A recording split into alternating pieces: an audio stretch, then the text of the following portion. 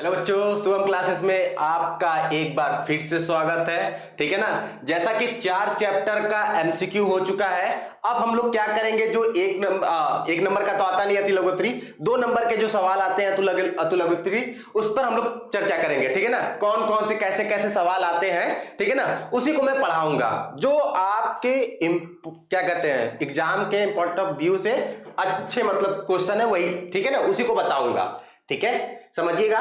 देखिए पहला सवाल करा है कि एक संख्या को जब 73 से भाग दिया जाता है, ध्यान दीजिएगा, ठीक है ना, एक संख्या को जब 73 से भाग दिया जाता है तो भागफल कितना हो जाता है बेटा, 34 हो जाता है, तथा शेषफल 23 प्राप्त होता है। देखिए भागफल 34 और शेषफल कितना प्राप्त होता है आपको, 23 प्राप्त होता है। तो आपको संख्या ज्ञात करना है। ठीक है ना, क्या ज्ञात करना है बेटा, संख्या ज्ञात करना है। ठीक है, देखिएगा, समझिएगा। आप लोग शुरू में ही फार्मूला जानते होंगे कि देखिएगा, बात समझिएगा। जैसे आप लोग भाग देते हैं, ठीक है ना, जिससे भाग दिया जाता है उसको हम लोग भाजक बोलते हैं। क्या बोलते हैं बेटा, भाजक बोलते हैं। ठीक है ना बेटा। अच्छा, और जिस संख्या में भाग दिया जाता है उसको हम लोग क्या बोलते हैं बेटा, भाज्य बोलते हैं। क्या बोलते हैं, भाज्य बोलते हैं। और जितनी बार में जाता है, हम लोग भाजक से जितनी बार में क्या करेंगे, भाग देते हैं, तो जो जितनी बार में जाता है उसको हम लोग भागफल बोलते हैं। ठीक है ना, भागफल बोलते हैं। ठीक है। अच्छा, और जो बचता है हमारा, जो बचेगा वो क्या, जो नीचे बचता है उसको हम लोग क्या बोलते हैं बेटा, शेषफल बोलते हैं। ठीक है बेटा। ये तो भाग देना हमको लगता है आप लोग कक्षा 4, 5, 2, 3 से सबसे ही जानते होंगे। ठीक है बेटा। तो क्या, जिस संख्या से भाग देंगे हम लोग, जिस संख्या से भाग देंगे उसको भाजक बोलते हैं। ठीक है ना, जिस संख्या में भाग देंगे वो भाज्य होगा, जितनी बार जाएगा वो भागफल होगा, और जो बचेगा वो क्या होता है, शेषफल होता है। ठीक है ना बेटा। इसी से एक फार्मूला बना है, एक फार्मूला बनता है कि आपका जो भाज्य बराबर होता है, क्या बेटा, भाज्य बराबर जो होता है वो क्या होता है, भाजक। क्या होता है बेटा, भाजक। ठीक है ना, भाजक गुणे क्या होता है, भागफल। ठीक है।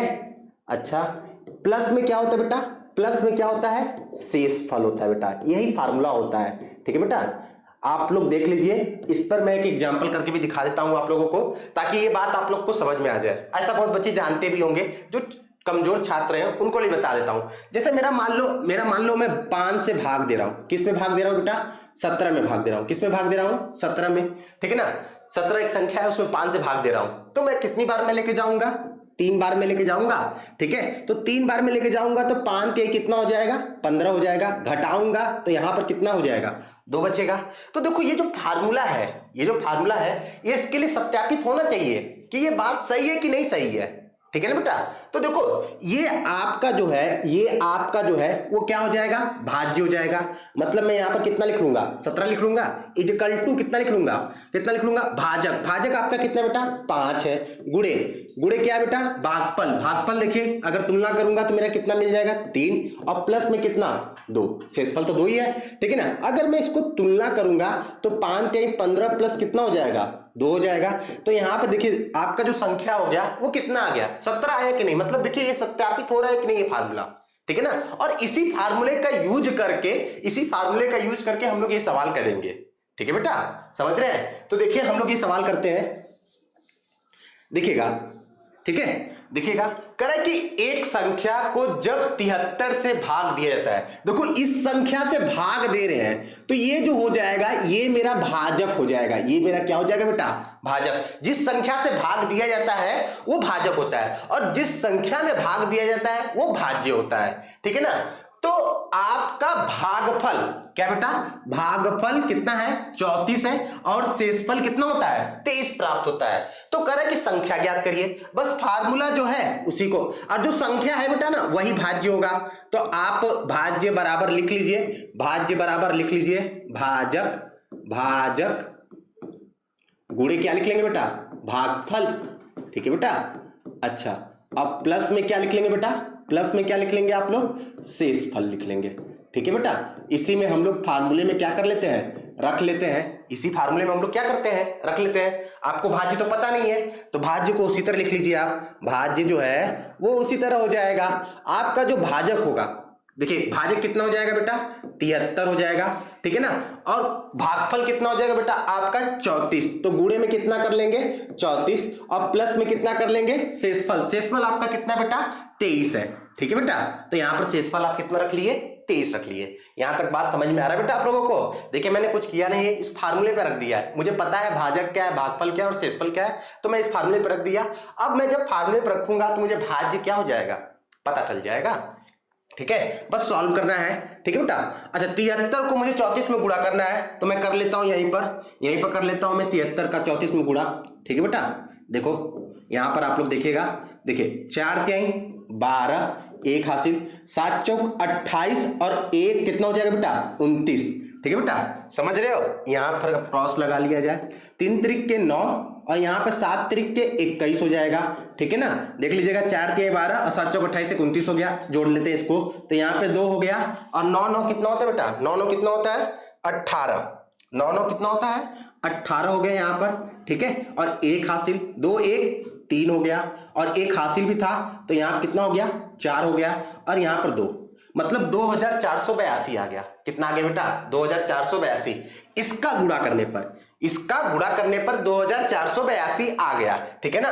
तो मैं यहां पर लिख लेता हूं 2482 लिख ले रहा हूं बेटा, ठीक है, और प्लस में कितना लिख लिया यहां पर 23 लिख लिया, यहां पर प्लस में कितना लिख लिया 23। अब इसको मैं क्या कर लूंगा जोड़ लूंगा, तो जोड़ लीजिए इसको, देखिए आप जोड़िएगा, 3 2 5 हो गया, 8 2 10 हो गया, 1 हासिल, तो 4 1 5 हो गया और यहां पे कितना हो जाएगा 2 हो जाएगा, मतलब 2505 कितना हो जाएगा बेटा, जो संख्या होगी आपकी, जो संख्या होगी वो 2505 होगा, जिसमें अगर आप 73 से भाग देंगे तो जो भागफल होगा वो 34 होगा और जो शेषफल होगा वो 23 होगा।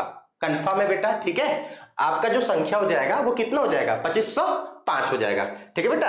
समझ रहे हैं बात आप लोग, अगर समझ रहे हैं तो एक बार देख लीजिए इसको, एक बार और अच्छे से देख लीजिए, ये फार्मूला है सिंपल सा और ये इस पर सवाल हो जाएगा, ठीक है बेटा। अगले सवाल पे चला जाए हम लोग, देखिएगा जो संख्या होगी वो 2505 होगी बेटा, ठीक है। चलिए देखिएगा, ये सवाल इंपॉर्टेंट है, कहां गया भाई, ये सवाल जो है ना बेटा ये इंपॉर्टेंट है, ठीक है ना। ये आपको इसमें देखिए जो एक्सरसाइज है प्रश्नावली है, इसमें देखिए 4 के पावर n दिया है ना, जो प्रश्नावली होगा ना उसमें 6 के पावर n देगा और सेम टू सेम यही सवाल रहेगा, सेम टू सेम यही सवाल रहेगा, ठीक है ना। देखिए इस सवाल को आगे हम लोग समझते हैं, इंपॉर्टेंट बेटा, ठीक है ना, इंपॉर्टेंट है ये सवाल। देखिए इस सवाल को हम लोग समझते हैं क्या कर रहा है, देखिएगा कर रहा है कि दिखाइए कि 4 पावर n, ठीक है ना, 4 पावर n, और जहां पर जो स्मॉल n है वो किस में बिलोंग कर रहा है, नेचुरल नंबर, मतलब प्राकृतिक संख्या, ठीक है ना। प्राकृतिक संख्या मतलब जहां से हम लोग गिनती गिनते हैं वही प्राकृतिक संख्या होता है, ठीक है ना।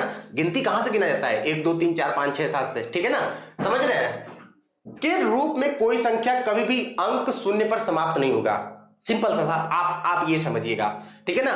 ये कहना चाह रहे हैं ना कि अगर जो 4 के पावर n है तो n का मान हम क्या रखें, n का मान, या ये कह सकता हूं कि n का मान किस प्राकृतिक संख्या पर जो इसका इकाई अंक होगा, 4 के पावर n का जो इसका इकाई अंक होगा वो क्या होना चाहिए 0 होना चाहिए, ठीक है बेटा।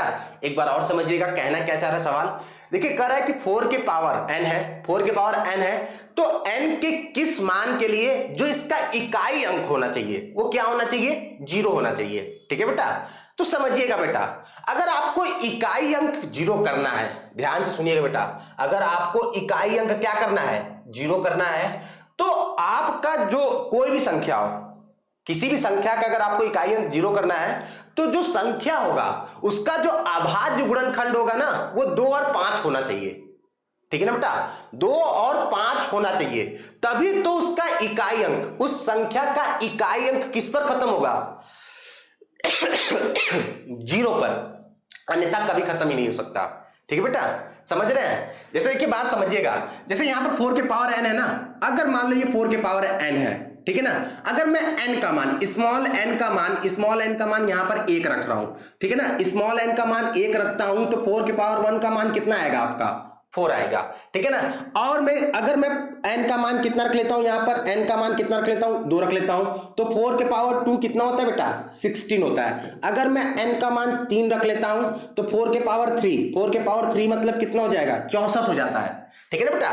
4 के पावर 3 का मतलब क्या होगा, 4 के पावर 3 का मतलब होगा कि 4 का 3 बार गुणा, 4 का 3 से गुणा नहीं, 4 का 3 बार गुणा, तो 4 चौक के 16, 16 चौक के 64, ठीक है ना बेटा। तो यहां पर देखो कितना आ गया 64 हो गया, ठीक है। अच्छा अगर मैं n का मान कितना रख लूं 4 रख लूं तो यहां पर क्या हो जाएगा 4 के पावर कितना हो जाएगा 4 हो जाएगा, और 4 के पावर 4 हो जाएगा तो यहां पर कितना आ जाएगा 256 हो जाएगा, ठीक है ना। ये याद है तो मैंने लिख दिया, गुणा करके कर भी सकते हैं, ठीक है ना। तो सवाल ये कर रहा था कि n का मान मैं क्या रखूं जिससे उस संख्या का इकाई अंक किस पर समाप्त हो, शून्य पर समाप्त हो। किस पर समाप्त हो बेटा, शून्य पर समाप्त हो, ठीक है बेटा। तो मैंने देखो, अब देखो यहां पर देखो इकाई अंक कितना है 4 है, यहां पर इकाई अंक कितना है 6 है, फिर इकाई अंक कितना है 4 है, फिर इकाई अंक कितना है 6 है, ठीक है ना। और भी बढ़ते जाओगे ना तो फिर इसका इकाई अंक अगर 5 रखोगे तो इकाई अंक 4 आएगा, फिर अगर 6 रखते हो तो इकाई अंक कितना आएगा 6 आएगा, ठीक है ना बेटा।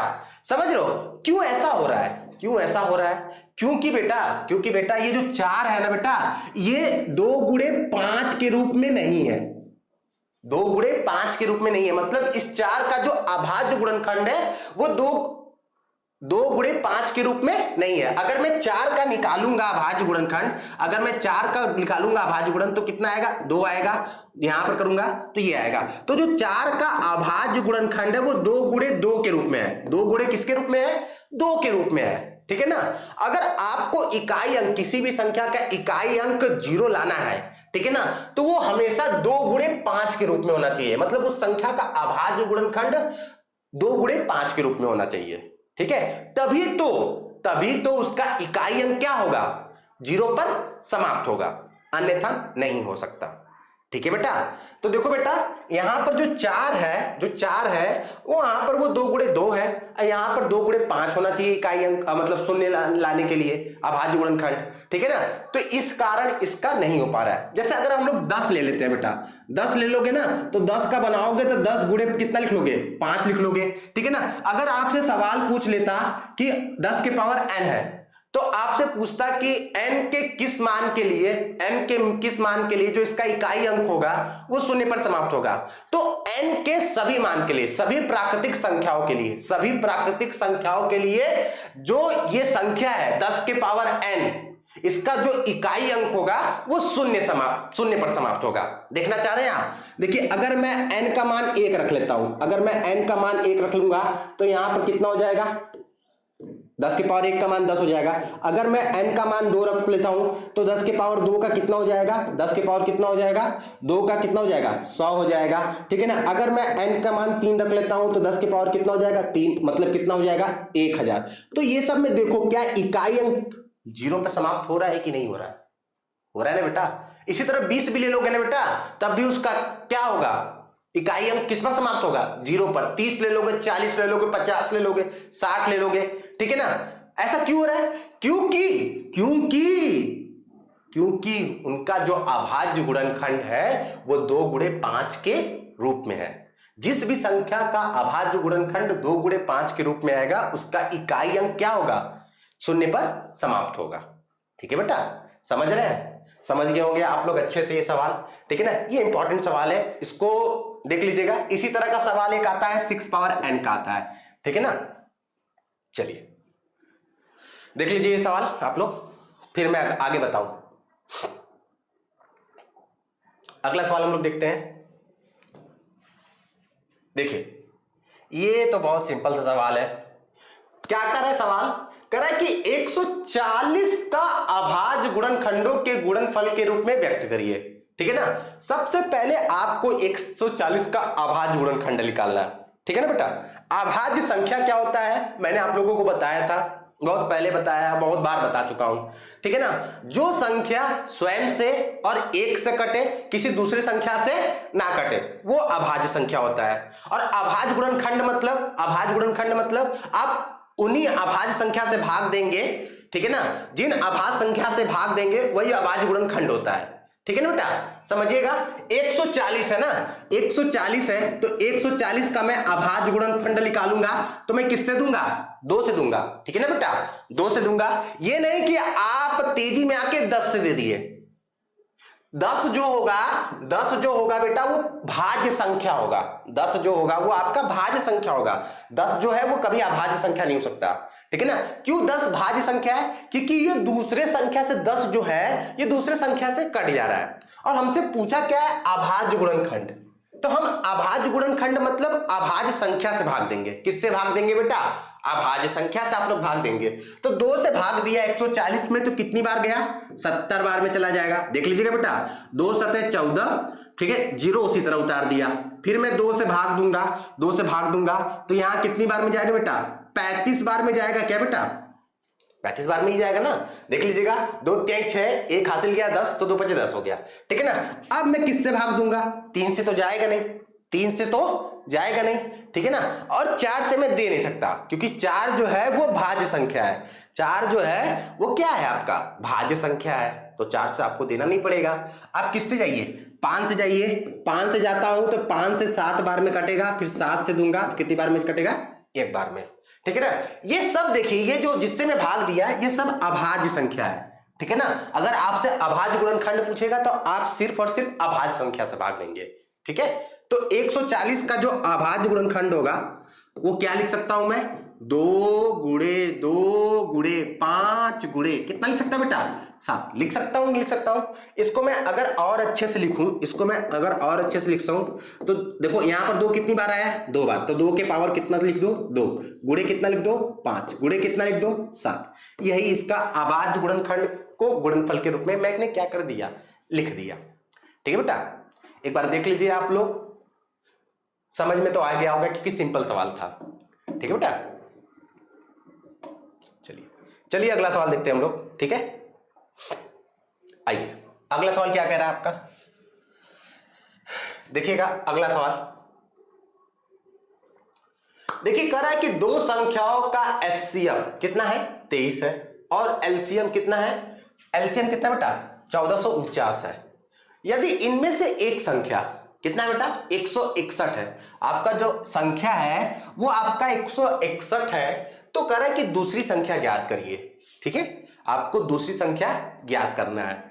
तो मैंने आप लोगों को एक फार्मूला बताया था, क्या बताया था बेटा, कि 2 संख्याओं का गुणनफल बराबर, 2 संख्याओं का गुणनफल बराबर होता था मस गुणे लस, ठीक है ना, या एचसीएफ गुणे एलसीएम, ठीक है। एचसीएफ को मसा कहते हैं और एलसीएम को लसा कहते हैं, ठीक है ना। तो 2 संख्याओं का गुणनफल बराबर होता है एचसीएफ गुणे एलसीएम होता है, ठीक है ना। देखिए अगर इस तरह का सवाल, ये सवाल देखिए मैक्सिमम बार पूछता है, इस तरह का सवाल 1 नंबर 2 नंबर में पूछता है, इसी तरह का पूछता है आपको, ठीक है बेटा, ठीक है ना। तो इस सवाल का प्रैक्टिस कर लीजिएगा आप लोग, लगा लगा कर प्रैक्टिस करिएगा। देखिए मैथ जो है ना वो प्रैक्टिस का सब्जेक्ट है, जितनी बार प्रैक्टिस करेंगे उतना अच्छे से आपको आएगा, ठीक है ना, उतना ही अच्छे से आएगा। तो बात समझिएगा, मैंने क्या बताया, फार्मूला क्या होता था कि 2 संख्याओं का गुणनफल बराबर क्या होता था, एलसीएम गुणे एचसीएफ होता था, या ठीक है ना बेटा। और इसमें देखो आपको कोई 3 चीज गिवन रहेगा, इसमें 4 चीज है ना, एक तो 2 संख्या हो गया, एक एलसीएम हो गया और एक एचसीएफ हो गया।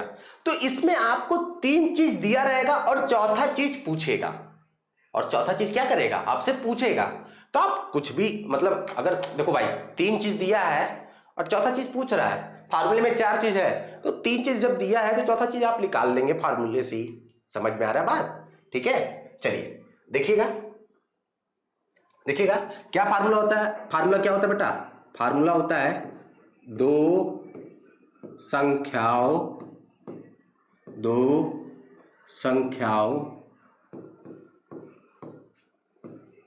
का गुणनफल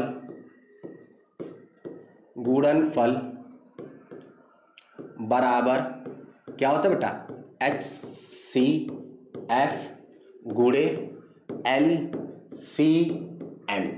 ठीक है बेटा, समझ रहे हैं? यही फार्मूला होता है, दो संख्याओं का गुणनफल बराबर HCF गुणे LCM होता है। ठीक है बेटा। अच्छा, ये तो आप लोगों ने जान लिया। अब आप लोगों को क्या क्या दिया है, देखिए HCF आप लोग को दिया है, कितना दिया है? 23 दिया है। आप लोग को LCM भी दिया है, कितना दिया है? 1449 दिया है। और संख्या दी है, एक संख्या दी है। ठीक है ना, एक संख्या दी है। तो दूसरी संख्या आपको दी नहीं है, दूसरी संख्या आप दी नहीं है, तो मान लीजिए आप कि माना दूसरी संख्या आप क्या मान लेंगे बेटा? x मान लेंगे बेटा। ठीक है, x मान लीजिए, चाहे a मान लीजिए, चाहे b मान लीजिए, कुछ भी मान सकते हैं आप। ठीक है, आपके ऊपर है। तो आते हैं फार्मूले पर, हम लोग इस फार्मूले के हिसाब से आते हैं। तो पहली संख्या आपकी कितनी बेटा? 161 है, इनटू आपकी दूसरी संख्या कितनी बेटा?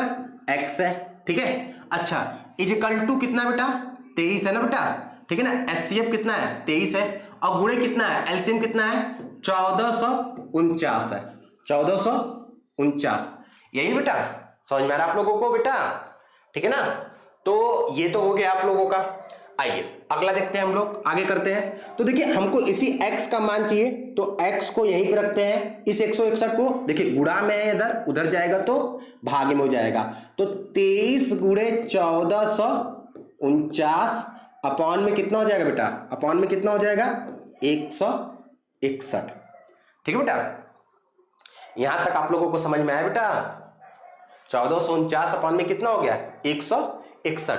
अगर हम लोग इसको काट लेते हैं, देख लेते हैं। देखिए अगर मैं इसको काटता हूं, 23 से काटता हूं, तो 23 से काटूंगा तो मुझे कितना बार लेके जाना पड़ेगा? 7 बार लेके जाना पड़ेगा। 23 को मैं किससे दे रहा हूं?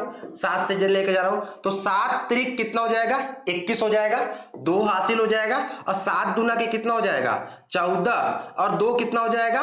16। मतलब 23 का अगर मैं पहाड़ा 7 बार पढ़ता हूं, अगर मैं 23 से काट रहा हूं तो ये 7 बार में कट जाएगा 161।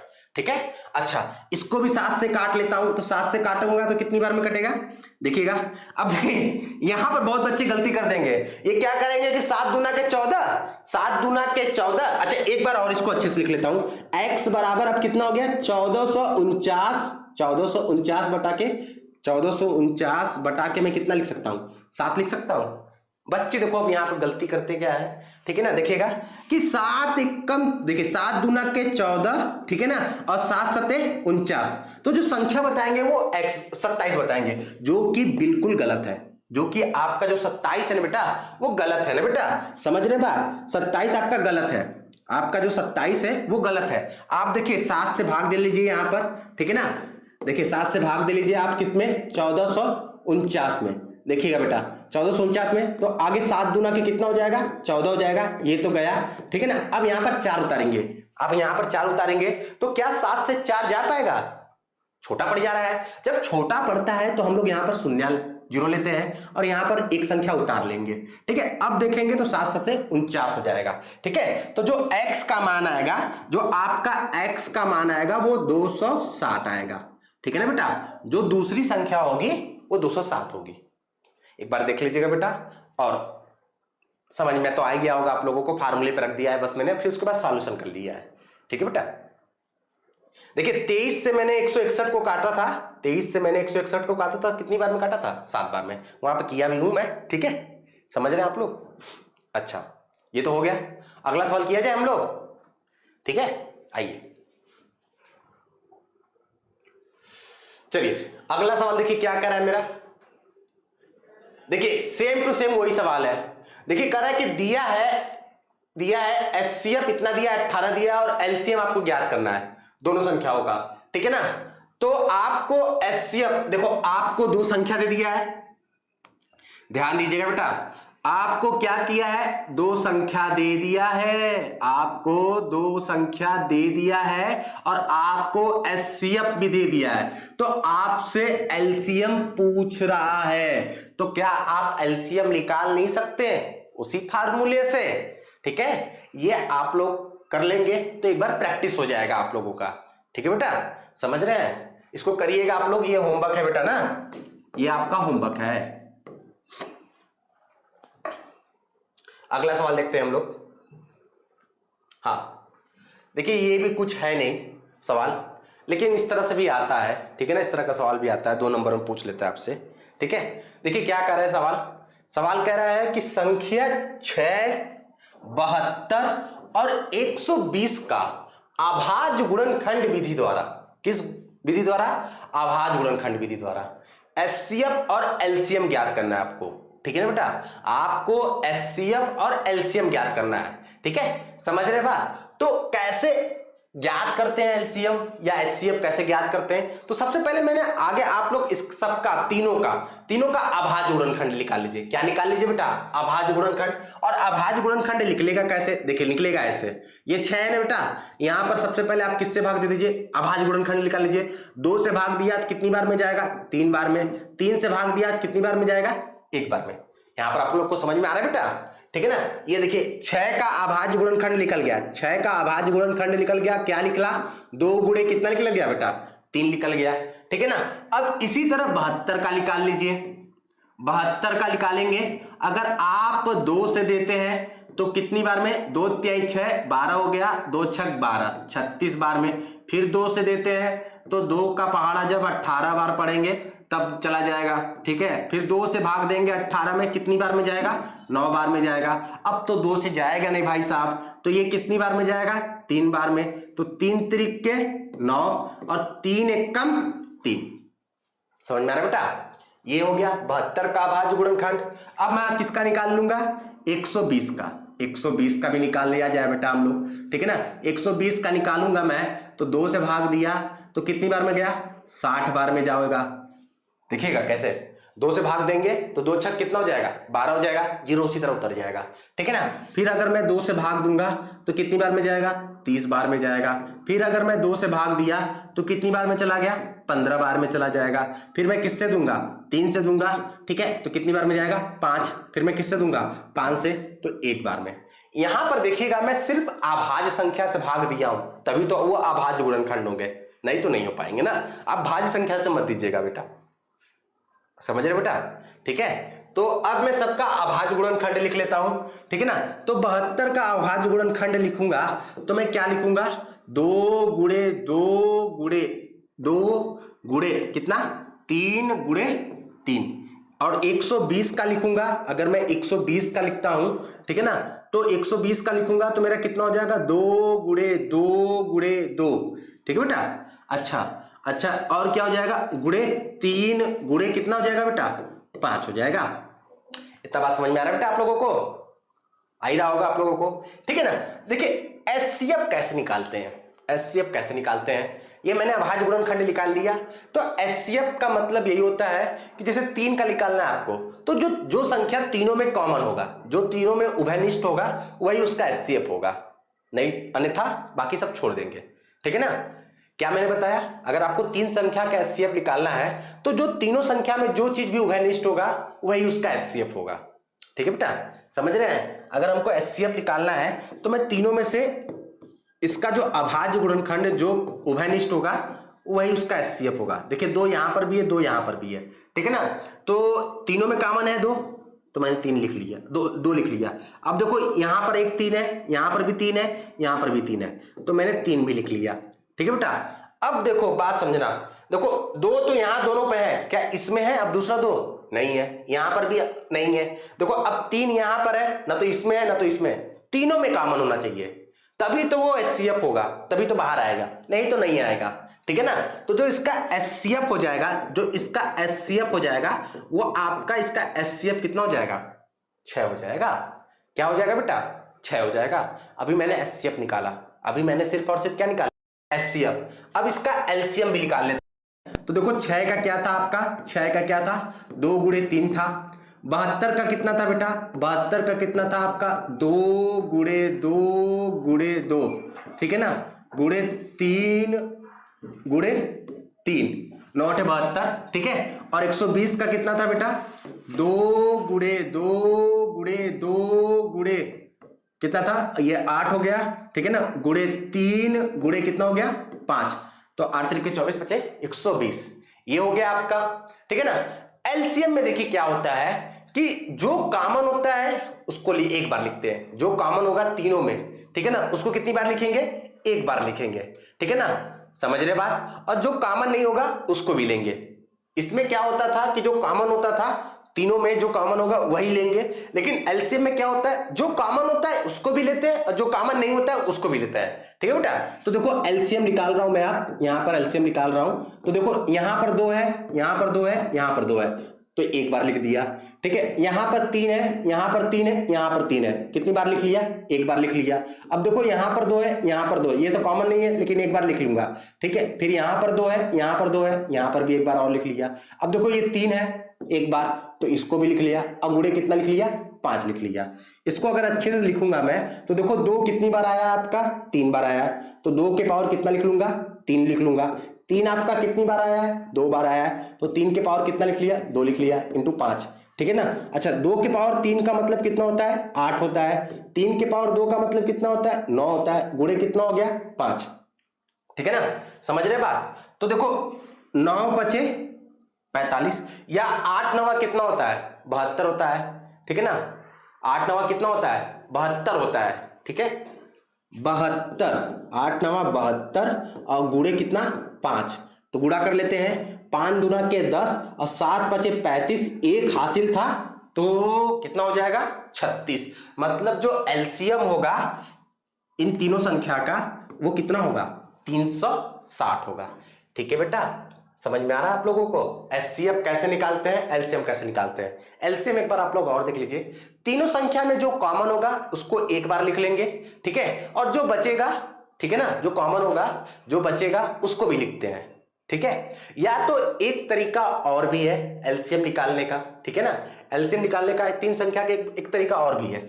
आप देख लीजिए, आप देख लीजिए कि जैसे यहां पर 2 है ना बेटा, तो देख लो कि 2 अधिकतम कितनी बार आया है, 2 जो है अधिकतम, अगर आपको एलसीएम निकालना है, एलसीएम निकालना है तो देख लो 2 अधिकतम कितनी बार में आया, कितनी बार आया, किसी में भी, ठीक है ना, तीनों में जो जितनी बार अधिकतम बार आएगा उतनी बार उतार लेंगे। तो देखो यहां पर एक बार आया है, यहां पर कितनी बार आया, 3 बार आया है, यहां पर कितनी बार आया है, 3 बार, मैंने कहा अधिकतम बार वाला, ठीक है ना, तो मतलब 2 के पावर कितना हो जाएगा, 3, ठीक है। उसी तरह आप 3 यहां पर भी है ना, तो 3 देखो अधिकतम कितनी बार आया है, देखो यहां पर एक बार आया है, यहां पर 2 बार आया है, यहां पर एक बार आया है, तो देखो अधिकतम, ठीक है ना, तो 2 बार आया था 3। और अब 5 की बात कर लेते हैं, तो 5 देखो अधिकतम यहां पर कितनी बार आया है, एक बार आया है, ठीक है ना बेटा। तो देखो क्या इसी के बराबर नहीं हुआ, अब तुम सॉल्व करोगे इसको तो 360 ही आएगा, ये दूसरा तरीका था। समझ गया, आ गया बेटा। देख लीजिए इस सवाल को, ठीक है, थोड़ा सा साइड हो जाता हूं मैं, आप देख लीजिए इसको और देख लीजिए,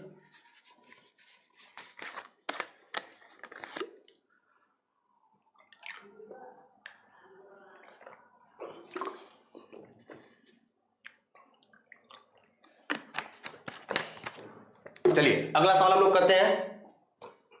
अगला सवाल क्या कह रहा है, अच्छा देखिएगा, कह रहा है कि सिद्ध कीजिए कि √2 जो है एक अपरिमेय संख्या है, ठीक है ना। तो देखिए इसमें लिखने वाला काम ज्यादा है, तो इसके बाद वाला आगे ये सब समझा देता हूं, ठीक है ना। इसको देखिएगा आप लोग, देखिएगा क्या कह रहा है सवाल में, आगे वो देखिएगा।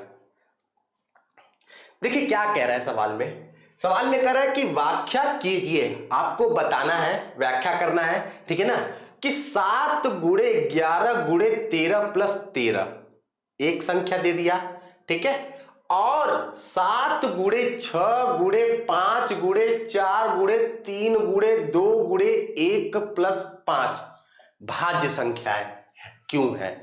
ये आपको व्याख्या करना है कि ये जो दोनों संख्या है, ये जो दोनों संख्या है, आपका ये वाला, ठीक है ना, और आपका ये वाला, ये आपका क्या है, भाज्य संख्या है। तो सबसे पहले आप लोगों को भाज्य संख्या के बारे में पता होना चाहिए, ठीक है बेटा, समझ रहे हैं, भाज्य संख्या क्या होता है, ठीक है। तो अभाज्य संख्या के ठीक विपरीत जो संख्या होता है, अभाज्य संख्या के ठीक विपरीत मतलब ठीक उल्टा जो संख्या होगा, ठीक है ना, वो भाज्य संख्या होता है। या तो आप इसका दूसरा डिफिनीशन भी ये देख लीजिए कि जो संख्या दूसरी संख्या से कट जाए, जो संख्या दूसरी संख्या से क्या हो जाए, कट जाए, ठीक है ना, वो भाज्य संख्या होता है, वो भाज्य संख्या होगा, ठीक है ना। सुनिएगा, दो तीन तो इसका मतलब क्या कहते हैं, भाज्य संख्या का डिफिनीशन है, ठीक है ना। एक और डिफिनीशन है, ये ज्यादा सॉलिड है, ये मतलब आप अगर किसी टीचर को बताएंगे तो कहेगा कि वाह ठीक है तुम जानते हो, ठीक है ना। अगर किसी भी संख्या का, ध्यान दीजिएगा, अभाज्य भाज्य संख्या बता रहे हैं, अगर किसी भी संख्या का दो या दो से अधिक, दो या दो से अधिक अभाज्य गुणनखंड हो, ठीक है ना। यहां पर क्या बोल दिया मैंने, दो या दो से अधिक, किसी भी संख्या का अगर दो या दो से अधिक अभाज्य गुणनखंड हो तो भाज्य संख्या कहलाता है। वो क्या कहलाता है, भाज्य संख्या कहलाता है। जैसे बात समझिएगा बेटा, अगर मैं 4 ले लेता हूं ना, अगर मैं 4 ले लेता हूं तो मैं 4 को किससे काट सकता हूं, 2 से काट सकता हूं, और किससे, देखिए 4 तो है वो भाज्य संख्या हो गया, ठीक है ना, और किससे काट सकता हूं उसको, 4 से काट सकता हूं, और किससे काट सकता हूं मैं, 1 से काट सकता हूं। 4 जो है इतनी संख्या से कट सकता है कि नहीं कट सकता है, तो 4 जो होगा वो क्या होगा, भाज्य संख्या होगा। मैंने क्या बताया कि जिस संख्या को 2 या 2 से अधिक गुणनखंड होते हैं, ठीक है ना, मतलब या ये भी कह सकते हैं कि जिस संख्या का 2 या 2 से अधिक संख्याओं से क्या हो जाए, पूर्णतः कट जाए, पूर्णतः विभाजित होते जाए, उसे भाज्य संख्या कहते हैं, ठीक है बेटा। जैसे अगर मैं 4 ले लिया, अब अगर मैं 6 की बात कर लेता हूं, 6 की बात कर लेता हूं तो देखो ये 1 से कट जाएगा, ये 2 से कट जाएगा, ये 3 से कट जाएगा, ये 6 से कट जाएगा, ठीक है ना। तो यहां पर देखो 4 संख्या से 6 कट रहा है, तो जो 6 होगा वो भाज्य संख्या होगा, जो 4 होगा वो भाज्य संख्या होगा, क्योंकि ये 3 संख्या, मैंने बोला था 2 या 2 से अधिक, ठीक है ना बेटा, समझ रहे बात इसको। अगर मैं 2 की बात कर लेता हूं, एक ऑप्शन और ना वाला भी रख लेता हूं, अगर मैं 2 की बात कर लेता हूं तो 2 जो होगा वो 1 से कटेगा और 2 से कटेगा, ठीक है ना। तो इसका देखिए बात समझिएगा, इसका जो गुणनखंड होगा, जो इसका गुणनखंड होगा, इसका गुणनखंड कितना होगा, 2 हो जाएगा। तो आप लोग ये कह सकते हैं कि सर अभी तो आपने बताया 2 या 2 से अधिक संख्या से कटे, ठीक है ना। मैंने एक जगह वहां पर बोला था अभाज्य गुणनखंड, क्या बोला था बेटा, अभाज्य गुणनखंड। जो 2 है वो अभाज्य गुणनखंड है, लेकिन जो 1 है वो अभाज्य संख्या है या अभाज्य गुणनखंड है, नहीं है। तो इसलिए जो 2 होता है वो अभाज्य संख्या होता है, ठीक है बेटा। और अगर मैं बात कर लेता हूं, और मैं अगर बात कर लूंगा, अगर मैं 7 की बात कर लूं तो 7 जो होगा 1 से कटेगा, 7 से कटेगा, ठीक है ना। तो लेकिन 7 तो अभाज्य है गुणनखंड, लेकिन 1 अभाज्य गुणनखंड नहीं है, इसलिए 7 जो होगा वो अभाज्य संख्या होगा, 7 जो होगा वो अभाज्य संख्या होगा, ध्यान दीजिएगा, ठीक है ना। जिस भी संख्या का 2 या 2 से अभाज्य गुणनखंड होगा वो भाज्य संख्या होगा, ठीक है ना। जैसे अगर मैं 10 का बात कर लूं, 10 का बात कर लूं तो 10 जो है 1 से कट जाएगा, 2 से कट जाएगा, और किससे कट जाएगा, और किससे कट जाएगा बेटा, और 5 से कट जाएगा, और किससे कट जाएगा बेटा, 10 से कट जाएगा, ठीक है ना। तो देखो 4 संख्या से कट रहा है, 4 संख्या से कट रहा है, तो इसका मतलब ये है कि ये भाज्य संख्या है, ठीक है, समझ में आ रहा है बेटा, ठीक है ना। यही कॉन्सेप्ट है भाज्य संख्या वाला, ठीक है। चलिए अब हम लोग सवाल पर आते हैं, अपने सवाल पर आते हैं। सवाल क्या कह रहा है हम लोग का,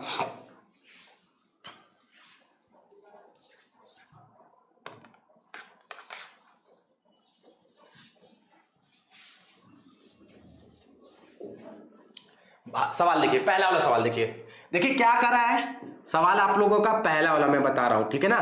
देखिएगा 7 गुणे 11 गुणे कितना कह रहा है बेटा, 13, और प्लस में कितना कह रहा है बेटा, प्लस में आपका 13 ही दिया है, ठीक है बेटा। अच्छा अगर मैं यहां से दोनों में से 13 कॉमन कर लेता हूं, देखो यहां पर 13 कॉमन कर लिया, तो यहां पर क्या बचा, 7 गुणे 11, और प्लस में कितना बचा, प्लस में कितना बचा, 13, सॉरी 1 बचेगा ना, क्योंकि 13 कॉमन कर चुका हूं मैं, 13 कॉमन कर चुका हूं तो 1 बचेगा। यहां तक बात आप लोग को समझ में आ गया बेटा, ठीक है ना। अब देखो बात समझना, अब ये तो 13 हो गया, अब मैं क्या कर सकता हूं इसको, 7 गुणे 11 मतलब 11 सतह कितना होता है 77, और प्लस में कितना लिख सकता हूं, 1 लिख सकता हूं, ठीक है बेटा। अच्छा यहां पर 13 है तो देखो यहां पर मैं कितना लिख सकता हूं, 78 लिख सकता हूं कि नहीं लिख सकता हूं, ठीक है बेटा। अच्छा तो देखो एक बात यहां पर देखो, अगर आप गुणा करने जाओगे तो लंबा चौड़ा, ठीक है ना। अब देखो मैं बात समझना, ये 13 हो गया और 78, 13 छक कितना होता है बेटा, 13 पचे 65 और 13 छक 78 होता है ना। तो मतलब मैं इसको 13 गुणे कितना लिख सकता हूं, 6 लिख सकता हूं कि नहीं लिख सकता हूं बेटा। और अगर मैं इसको और अच्छे से लिखूं तो 13 गुणे 13 गुणे 2 गुणे 3 लिख सकता हूं कि नहीं लिख सकता हूं, लिख ही सकता हूं बेटा ना, ठीक है ना। तो देखो ये बात समझो, ये जो आपका आंसर आया, ये देखो आपका जो आंसर आएगा, ना विश्वास हो तो 78 का 13 में गुणा कर लो, 78 का 13 में क्या कर लो, गुणा। तो 8 तिरिक कितना हो जाएगा बेटा 24, और 3 से 7 तिरिक 21 और 2 23, फिर यहां पर कितना हो गया 8 एकम 8 और 7 एकम 7, तो यहां पे 4 हो गया, यहां पर 8 3 11 हो गया और 7 2 9 1 10, मतलब 1014 आया। कितना है बेटा आपका 1014 आएगा, ठीक है ना। आपका जो संख्या आएगा वो आपका 1014 आएगा। तो जो देखो 1014 होगा ना, ये 2 से तो कट जाएगा, 2 से कट जाएगा, ये देखो 3 से भी कट जाएगा, ये क्या हो जाएगा बेटा 3 से भी कटेगा, ये 13 से भी कटेगा, ये 1 से भी कटेगा, और ये 1014 स्वयं से कट जाएगा, ठीक है ना बेटा। सुनिएगा मेरी बात, ये जो आपका 1014 आया, आपका जो 1014 आया, ये 2 से भी कट जाएगा, ये 3 से भी कट जाएगा, ये 13 से भी कट जाएगा, और ये 1014 से भी कट जाएगा। तो देखो 4-5 संख्याओं से ये कट रहा है, जब 4-5 संख्या से कटेगा, ठीक है ना, तो वो कौन सी संख्या होती है, भाज्य संख्या होती है। तो आप क्या बताएंगे कि सर जो संख्या मेरा आया 1014, इसके 3-4 या 4-5 जो भी 5 आ रहे हैं वो कह दोगे 4-5 संख्याओं से कट रहा है, तो इसलिए ये जो होगा ये भाज्य संख्या होगा। समझ में आया बेटा, ठीक है ना। जैसे ये वाला सवाल किया मैंने, उसी तरह सेम टू सेम उसको भी मैं अभी करूंगा, ठीक है। इसको आप एक बार और देख लीजिए, देखिए आपका जो आंसर आया 1014, ये क्या हो रहा है, ये 2 से भी कट जा रहा है, ये 3 से भी कट जा रहा है, ठीक है, ये 13 से भी कट रहा है, ये 1014 से भी कट रहा है।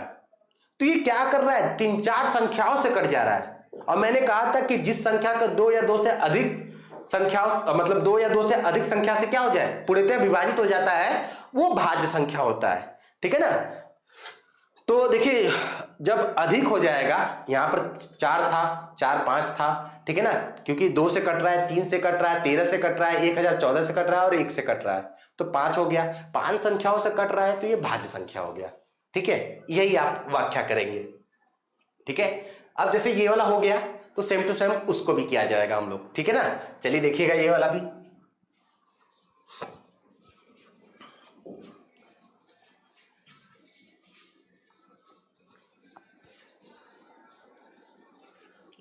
देखिए जगह नहीं है इसलिए मिटाना पड़ा बेटा, ठीक है ना। चलिएगा देखिएगा, देखिए क्या दे रहा है सवाल आपको, सवाल में क्या कह रहा है, 7 गुणे 6 गुणे 5 गुणे 4 गुणे 3 गुणे 2 गुणे 1, ठीक है। और प्लस में कितना दिया बेटा 5 दिया है। तो देखो 5 यहां पर भी है, 5 यहां पर भी है, तो 5 आप लोग क्या कर लो, कॉमन कर लो, ठीक है ना। देखो इतना लंबा चौड़ा आप एक ट्रिक बताऊंगा अभी, ठीक है ना, इसको आगे बता लेने दीजिए। तो मैं यहां पर कितना लिख लूंगा, 7 गुणे 6 गुणे 4 गुणे 3 गुणे 2 गुणे 1, 1 लिखे चाहो मत लिखो। और प्लस में कितना हो जाएगा, प्लस में कितना हो जाएगा आपका 1 हो जाएगा, क्योंकि 5 जो हो जाएगा वो कॉमन हो जाएगा, ठीक है। तो 5 यहां पर बाहर है। अब देखो 7 छंग कितना हो जाएगा 42 हो जाएगा, गुणे यहां पर कितना हो जाएगा 4 के 12, अब 12 2 कितना, 12 दूना के कितना हो जाएगा 24 हो जाएगा, ठीक है। और प्लस में कितना हो जाएगा बेटा 1 हो जाएगा, ठीक है।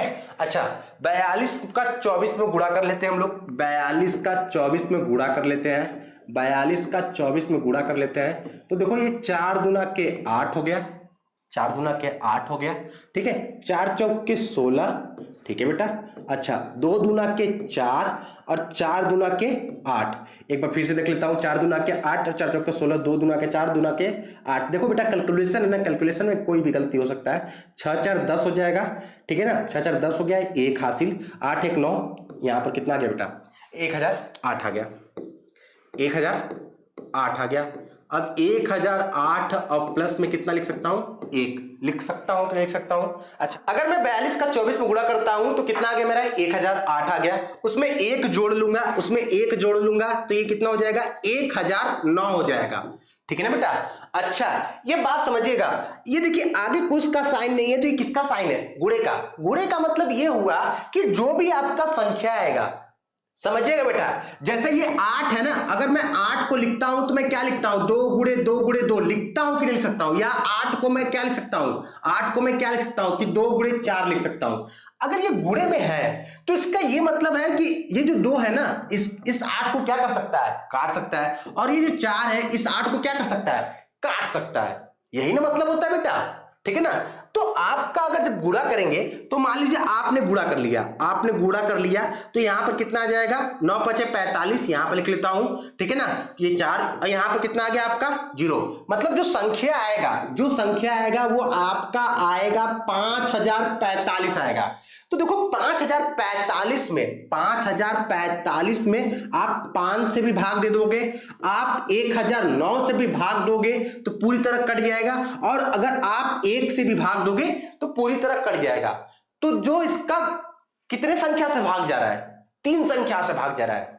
ठीक है ना, कितने संख्या से भाग जा रहा है बेटा, 3 संख्या से भाग जा रहा है। जब 3 संख्या से भाग जा रहा है, ठीक है ना, और मैंने बताया था कि 2 या 2 से अधिक जिसका अभाज्य गुणनखंड हो, 2 या 2 से अधिक जिसका अभाज्य गुणनखंड हो, तो देखो ये 5 और 1009 ये दोनों अभाज्य संख्या है, और इसका ये दोनों अभाज्य गुणनखंड होगा कि नहीं, तो भाज्य संख्या कहलाती है। वो क्या कहलाती है, भाज्य संख्या कहलाती है। या तो आप सरल भाषा में समझ लो कि देखो 3 इसके गुणनखंड है, कितने गुणनखंड है, 3 गुणनखंड है, मतलब 3 संख्या से ये कट जा रहा है। जब 3 संख्या से कट जा रहा है तो ये पक्का जो होगा वो भाज्य संख्या ही होगा। ठीक है ना। आप यही लिखेंगे कि सर 5045 जो है, इतना करने के बाद आप कहेंगे कि सर 5045 का एक अभाज्य गुणनखंड 5 होगा, और 5045 का एक अभाज्य गुणनखंड क्या होगा, 1009 होगा। तो आप बताओगे कि जिस संख्या का 2 या 2 से अधिक अभाज्य गुणनखंड होता है वो भाज्य संख्या होता है। बस इतना ही लिख देंगे, आपको पूरा का पूरा नंबर क्या हो जाएगा, आपको मिल जाएगा। ठीक है बेटा, एक बार आप लोग फिर से देख लीजिएगा। ठीक है, तो फिर हम लोग अगला सवाल पे चलते हैं। चलिए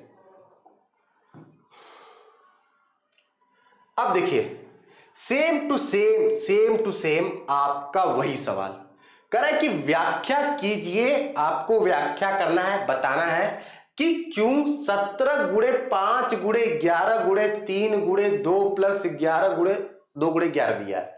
ठीक है ना, एक भाज्य संख्या है। तो आप सेम काम करिएगा, सबसे पहले इसका गुणा कर लीजिएगा, ठीक है ना, फिर इसका गुणा कर लीजिएगा। अब जो आएगा आपका, जो आपका आए, या तो फिर देख लीजिए 11 आप कॉमन कर लीजिए, तो 11 कॉमन कर लेंगे तो 7 गुणे 5 यहां से बचा, और गुणे यहां पर कितना बचा बेटा, 6 बचा, और यहां पर से 11 कॉमन कर लिए तो यहां पर 2 बचा। ठीक है ना, अब 11 तो ये कितना हो जाएगा, 6 5 30, मतलब 17 गुणे 30। ठीक है, अब प्लस में कितना हो जाएगा, 2 हो जाएगा। अब देख लीजिएगा 11, इसको सॉल्व कर लीजिए, 0 और 7 त्रिक 21, 3 एकम 3 2 5। ठीक है, और प्लस में कितना आ गया, 2 आ गया।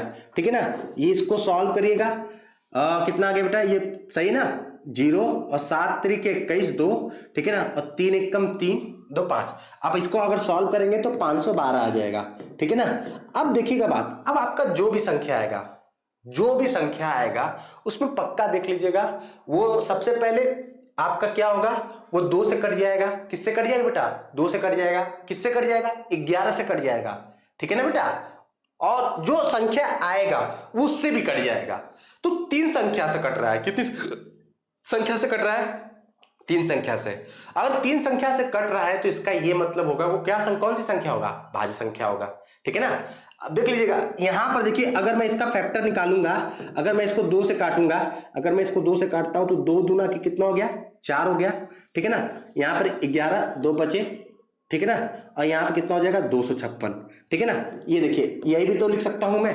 तो क्या ये देखो 2 से नहीं कट रहा है, 2 से कट रहा है कि नहीं, मतलब एक तो इसका गुणनखंड अभाज्य गुणनखंड 2 है और दूसरा अभाज्य गुणनखंड क्या है, 11 है।